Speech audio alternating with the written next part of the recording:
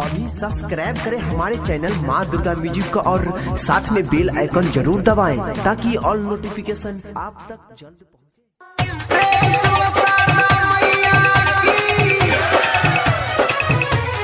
बलिया Banaras यादया Chhapra call करो कि कटिहार से। हेलो बलिया बनारस यादया छपरा कॉल करो कि कटिहार से। हेलो कौन?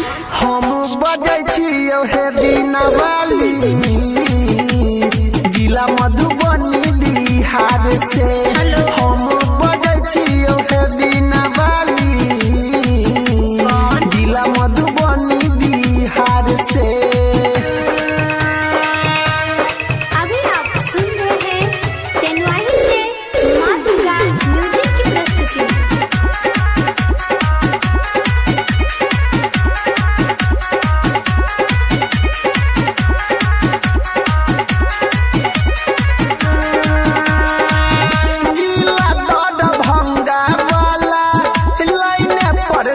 मैया गे सीतामढ़ी वाला कहो देले केहन समैया गे केहन समैया गे। जिला दरभंगा वाला लाइने पर छौ मैया गे सीतामढ़ी वाला कहो देले केहन समैया गे।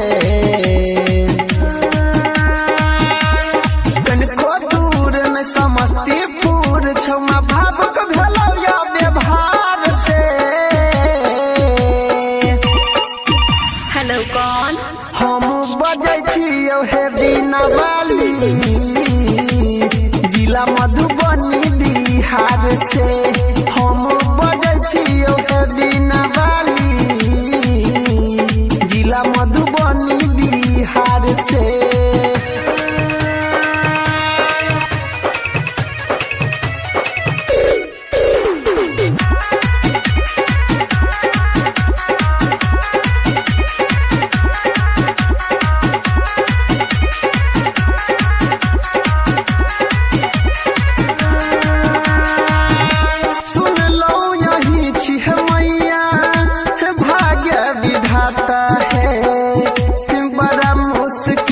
भेटल मैया आहा के पता है आहा के पता है। सुन लो वही छी है मैया भाग्य विधाता है।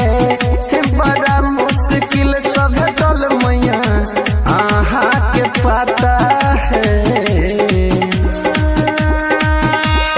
कृपा करू मैं है जग जननी मरल छी दीपक के मान से।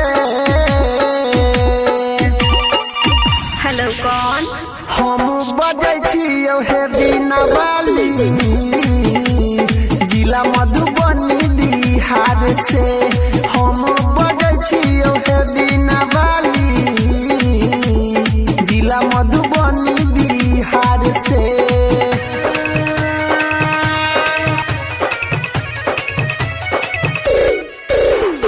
अभी आप सुन रहे हैं तेनवाही से माँ दुर्गा म्यूजिक की प्रस्तुति।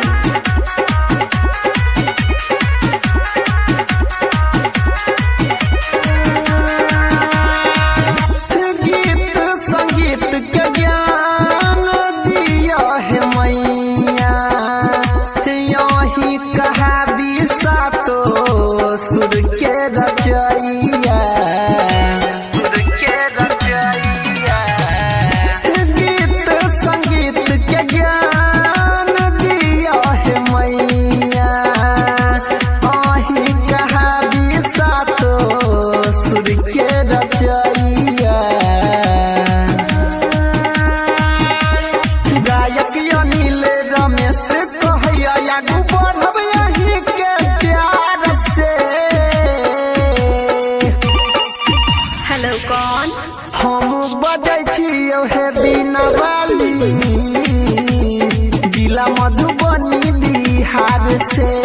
हम बजै छियौ हे बीना वाली जिला मधुबनी